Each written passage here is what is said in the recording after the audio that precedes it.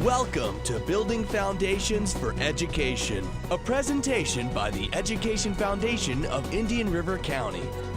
This show highlights programs and partnerships that strengthen educational opportunities here in Indian River County schools, featuring students, teachers, and community leaders. Here's the host of Building Foundations, Cynthia Filardo. Welcome to Building Foundations for Education. We're glad you're here with us. We've got some exciting news to talk about, and with me are two special guests. Welcome, Chuck Evans, Assistant Principal at Oslo Middle School. Hi, Cynthia. Great to have you with us. Thank you very much. Nice to see you, Sean Pinnell. Did I say that right? Yes. 8th grade language arts teacher from Oslo Middle. I'm glad you're both with me. And we have a topic that I think is exciting, and we hope that our viewers do too, about a proposed unified dress program, stressing proposed, which is why we're talking about it today. So, there's a long history at Oslo Middle School of unified dress code. Approximately 20 years ago when the school opened up, 1,400 students were assigned there. It was built for 1,100, so that was very chaotic to start off with. And at that end of the school year, they decided to go to a unified dress code for the next school year. And it changed the campus tremendously and really created some order. You could tell who the kids were that were not supposed to be at the school, because at that time we had high school kids that were coming. And we still have that once in a while. And so that's something that helps calm the environment a little bit. well, that's interesting. So it actually was a tradition of the school that started many years ago, and it worked, and then over time... Right, over time, different principals came in and did not feel it was needed and discontinued it. But now we're bringing it back, or you're proposing to bring it back. And Shauna, do you want to share what's that next step? The next step is that we are going to be communicating more with families. We have a parent evening scheduled for tomorrow night, Wednesday night, so we're expecting to have quite a few of the parents. We've also reached out to rising 6th graders coming from the 5th grade schools. So we're looking forward to communicating with them about the dress code and also hearing any concerns that they may have as well. Many of their students are currently in uniform, so it is something that most of them are agreeable to at this point in time. So hopefully they'll be able to communicate their concerns if they have any with us. Well, let's talk about I think when people hear the word uniform, they think it's like a crested monogram shirt, and that you can only wear one shirt and one type of pant. But actually there's a wide variety of options that students have. Absolutely. Any color in the spectrum is available for the shirt top. It just needs to be a solid color with a collar. So that can be a polo shirt, and they start at $5.99. Old Navy, Target, Walmart, the uniform shop here in town has them for not much more. Just designer clothing costs a lot of money, but actually polo shirts that are of solid color are very inexpensive. And again, it could be any colors. So And then on the bottom, they can really wear a wide variety of things there as are well. a wide variety of colors for the bottoms. And as long as the bottoms fit the standard district dress code, they're allowable. But they just need to be a solid color as well.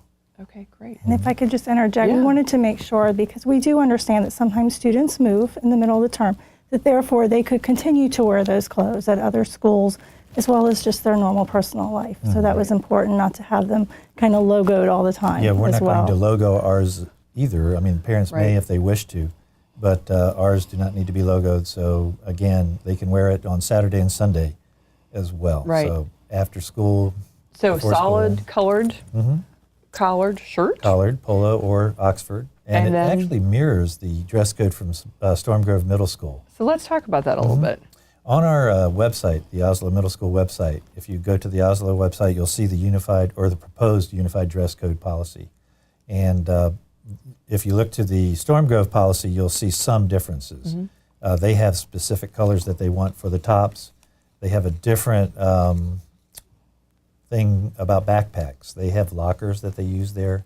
At Oslo, we do not use lockers. And now with most of our school books being online, it's not necessary anymore for kids to be carrying around large books or even having to put them in a locker. Well, it lightens their load It considerably. does lighten their load, and with their especially back still growing, it's been a blessing actually to these children.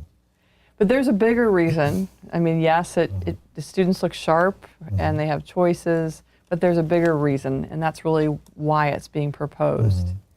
Well, the academic focus of children is, from everybody that I've ever talked to who went to a school that had uniforms, they'll say, I didn't have to worry about the uniform in the morning or the unified dress code. I just put it on. It wasn't a thought process involved. I knew I was going to school, so it kind of separates school from other places that we won't allow basketball bottoms or bathing suit bottoms. You're not going to the beach, you're going to school. And so with that comes an attitude towards learning. And there's a lot less time in the office for dress code violations. Yes. I mean, we had one in there today in our timeout room for dress code violation, and then she was removed from timeout for her behavior in there. And so it kind of snowballed, and A lot of distractions. a lot of distractions. And the teasing is probably the biggest thing that the middle school student has to deal with. And Shauna, you were talking about that the teasing and the commenting about that's a big part of student conversation. Unfortunately, at the middle school level, it is, especially a lot of times students will look to see what brand students are wearing, and even myself, sometimes I'll learn what's in and what's not with the students. So they often will share that information in class, and some students, it's quite a distraction for them, and we're worried about students' overall mental health as well. We want to make sure that students come, they're proud to be a part of our team at Oslo, and that they have that spirit of education within them as well. I know as a classroom teacher, I'm looking forward to seeing more students on time to first period. I know a lot of schools that have implemented unified dress codes have seen punctuality to first period increase, and that would be wonderful to see that. I know a lot of schools have seen overall attendance increase, especially with our young ladies who sometimes try on many outfits before they come to school. So I'm looking forward to that as well. I know in the past when we address this issue, sometimes parents think, well, my child dresses fine, and it doesn't impact my child, but it does. Conservatively, if I even take 3 minutes twice a week to address dress code concerns, and I'm not currently teaching, that's over 216 minutes a year that I've spent almost 3.5 hours of classroom time from all the students. And that's if students go to the office quickly. Yeah. If for some reason they argue and I have to stop class and kind of deal with that, then that could take even more time. So conservatively, that adds up throughout the year for our students, especially if you look at mini classes. It could go, if it happens in 6 or 7 classes throughout the day, it could easily lead up to over 20 hours a year. So again, on going dress back to your code. point, you may say it doesn't impact your child or your student, but it does because it's taken does. away from that valuable instruction time. So I'm looking forward, if this should pass, that we won't have to deal with those kinds of issues and stop class at the beginning every class period, that we can really be gung-ho and get started on our goals for the day. Well, and I think when you translate that into adult life, I mean, I think it's very true when businesses have found when there is that dress code that it does keep a focus on what needs to be done that day. There are fewer distractions. Right. And even I know back in my previous career, I felt like casual Fridays were a nightmare because they really distracted from the productivity of the office. And I think it's interesting because that's a little bit of what you're saying is happening in the school. So it's interesting how it mirrors real life that we're preparing our students for. And some of our students not only wear one outfit, some of them will change in the day and change their clothes as well. And we have students that can't afford some things too. We are 75% free and reduced lunch. And so with our student population, the dress code could just be the clothing that they're wearing is really not a great expense to the parents. And we're going to have a store or a room for clothing for students that don't have it. We are going to have some community partners for that. Great. We're doing some grant writing. Once it gets going for the first year, those 8th graders that are leaving basically donate the clothes back, and then your room is completely full. That's the Storm Grove has had that experience. And we, the Education Foundation, had many years ago tried to help the elementary schools to start that progress. And they found that was so successful, family sharing, business partners donating things, that it was very much a self-sustaining program, and they didn't need a lot of additional support. I mean, there are some schools that still have needs, but just as you're saying, it kind of got off and running. And Shauna mentioned the feeling of a belonging. And Yes. that's something else that middle school kids really like and need, and they look for their own ways to belong. But we would have a spirit day every Friday. So that could be a spirit t-shirt. So Yeah. every Friday, that's 5 days, one day out of every week could be a spirit day. And, with that many people in spirit shirts, it would just be a different environment. Right. So different 4 days feeling. you're wearing a unified dress, and Friday you can add your style. There's also something in the state legislature right now. It was in the House. Yes. It was a budget item where if a district went K through 8 unified dress code for the district, that every student K through 8 would receive $10 for their school. So for our school would be $9,000 to $10,000, Right. which would mean a lot to our we could run an after-school tutoring program for that, and really put the money where it needs to be in helping these kids, that need the additional assistance. So the district would have to decide on that, and that died in the legislature. All budget items died, and then they went out of session. But they're going to bring them back, and they're going to talk about the budget items. So there is a possibility that will pass, and then our district would have to look at, is this what we want to do with all of our K through 8s? Right.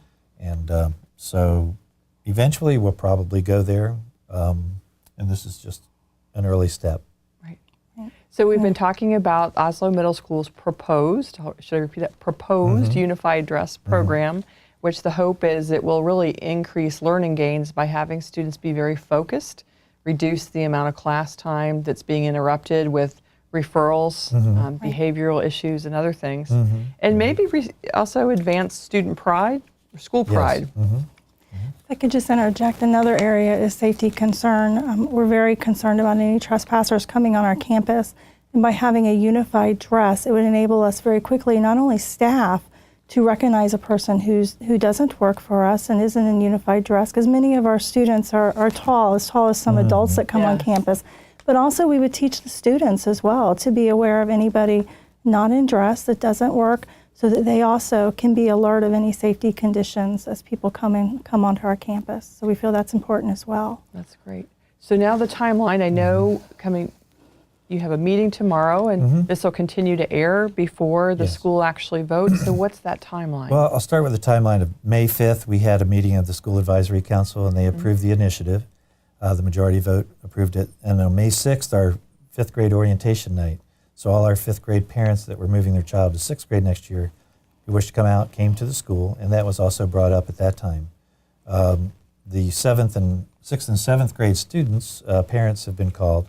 They've had 2 Connect Ed calls about tomorrow night's meeting. Good. And they'll also be called about this once you tell us when this will air, so that they can watch that as well and know that they can visit the website to look at it. Right. How to submit the ballots. And the 5th grade parents have been mailed ballots that are zoned for Oslo Middle School, and they'll be dropping those back at their school. And 6th and 7th grade parents from our school will be coming into the school to actually vote. So they'll actually vote and initial that for their child's name that they had submitted a vote. And we're going to go on majority vote. Ms. Pinnell was on Student Code of Conduct Committee. I was on it for 3 or 4 years, and then when I left, they asked her to be on it. And at that time, it was a majority vote needed for, actually not a majority, a supermajority. 66 2/3% of the voting people had to vote yes for it to occur. And the Student Code of Conduct Committee last year, with Mrs. Pinnell on the committee pushing that, did get it to 50% plus 1. Oh, good. So it's a little easier to reach that plateau. And if that was the case, and if it's not the case, if they vote not to have the dress code, unified dress code, that's fine too. We're a democracy, and certainly we should act like a democracy. And part of that spirit, you've got some students helping to present, which I think is kind of powerful. So tell a little bit about there'll be some Storm Grove Middle School students in uniform or unified dress code that they wear. Right. So our parents will be able to see what it is and see that, okay, I can get that outfit for $15, right, $16. And the kids, some of them will talk about their experiences with it. We'll have Mr. Ballinger, who teaches at both schools, the orchestra director. Yes. He has an orchestra at Storm Grove and at Oslo. And he's at Oslo most of the day. His orchestra at our school is about 110, I think, and about 70 or 60 or 70 at Storm Grove. So he's got a giant orchestra, and he's seen the differences between the two schools. Tracy Barker is the administrative assistant to the principal at Storm Grove now. She was at Oslo for about 8 to 10 years. Yeah. And she has seen everything. And so I spoke with her today, and her anecdotal responses were, oh, it's just the best because you aren't spending a lot of the kids' time out of class with dress code issues. It's just not an issue. That's awesome. So to review, the proposed Oslo Middle School unified dress policy is a solid colored shirt, can be any color, right? Any color. And the bottom is just like a chino pant, blue, khaki, brown, solid. Black, white. Right. Any major color. So what might be some things that wouldn't be okay? Because that sounds pretty easy. What would be the things that would not be part of the unified dress? What will not be allowed that the district currently allows through their district code is piercings and unnatural hair coloring. So that would be something that would not be allowed. Okay. Yeah. All right. And pretty much that's it. Leggings, perhaps. Right. Can you speak to that on the leggings? Currently, leggings are allowed in the Code of Conduct dress code, but we are looking at Oslo to perhaps limit leggings or completely prohibit them because many students do not wear a shirt that's long enough with the leggings, and that again causes distractions within the classrooms and problems in the hallway as well. And again, we're promoting academics as well as safety within our school. Great. And to finish the timeline, May 26th, 27th, and 28th are the voting days. So the elementary parents will be communicated with to please submit their ballot to their elementary school. We'll pick those up on the 28th so that they'll have all that time from now until then to do that. Right. And then the 6th and 7th grade will also vote. We'll give them a 3-day window in the middle of the week there.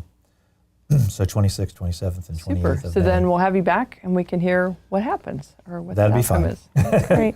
Well, before we wrap up about dress code, are there other things you want to share? I'm sure you've had a great year this year at Oslo Middle and lots of good things happening. Here's a time to brag. Anything you'd like to share? The yearbook just came out. It has a student-designed cover of one particular student, and he's very proud of that, and the kids just think it's awesome. There's a dinosaur foot or something like that on the front. It's interesting and fun. Yeah. We're having tonight. We're having a chorus dinner show. So they have various performing groups within the chorus. Students will be serving Cap's Pizza dinner to the guest. Of course, when this show airs, that won't be available. But what a great concept! Yeah, we had a band concert. The orchestra concert was really good. They did "Radioactive" by Imagine Dragons. They did a Green Day. They did some classical pieces as well. And just a shout out to our band and orchestra and chorus as well. They've recently won some awards and they've just done a significant job for our school. Mm-hmm. Yeah, I think I saw some postings that they took top honors at a state Students competition. Were very proud. That's a lot to be proud of. So yeah, and again, they have nice outfits that they wear, and they're quite proud. They have a lot of pride when they wear those. So they it's nice to see that. They do act differently when they're in their outfits. Yes. So that's a good unified point. dress policy works. So. I hope so. Well, thank you for being with me today. It's been great to talk about the proposed unified dress program at Oslo. If viewers want to learn more, they can go to the Oslo Middle School website. Is that right? Mm-hmm. Yes. And learn about it. They can they come and they can't vote, but they could certainly. They can come into the school. We have at the front desk the copy of the proposed unified dress code, and the ballots will be available on the 26th, 27th, and 28th for the 6th and 7th grade parents. The 8th grade parents, will, if their child's not attending at Oslo next year, they will not be voting. So it's all about student academic success, making students feel prideful, and reducing distracting or bullying behaviors. Mm-hmm. And I'd just like to encourage the parents to really come out and share their concerns and their ideas as well as their support if they've been through unified dress at other schools as well. I think that would be nice to share those experiences at the meeting. And as a teacher, I know that not all students are necessarily going to be thrilled with it, but I hope that parents and guardians will listen to our discussion and really do what they feel perhaps might be best for their own family, whatever they choose, but to really take some insight and listen to what we have to say about it. It's just a piece of the puzzle, along with all the other things that we have, parent involvement, great communication and quality instruction in order to continue to excel at Oslo. Absolutely. And I might encourage the people that are listening to please come out if you're eligible to vote. Please come out to vote if you're in favor of it, certainly, because sometimes we tend to sit back and say, okay, yeah, I'm for it, but you know, it's almost like if there's 5 people holding somebody up on a pulley, and it takes 5 people to hold them, and the other one of the 5 is thinking, well, they've got him, you know. Oh, it's a shoe-in. I'll just let him go, you know. Yeah. And then all of a sudden, the person's down. So if they're in favor of it, please come out and vote, because this issue does tend to bring out those people who are against it, and they're more willing and able to come out and vote against, when really there's probably just as many people that are for, but they're not the type that usually come out and provide that vote. So we encourage those people to please come out and vote. And if people are against it, I'm sure you encourage them to contact you, because sometimes that's a way of people wanting more information. Mm-hmm. It's not always. Mm-hmm. As you know, communication is the key sometimes to solve problems. That's right. That's right. Absolutely. So thank you, Cynthia, Thank for having us. Thanks for being with us. It's great Thank to you see very both. much. And I'm anxious to hear what happens. So Okay. thanks for tuning in, and we hope that you'll tune in again soon.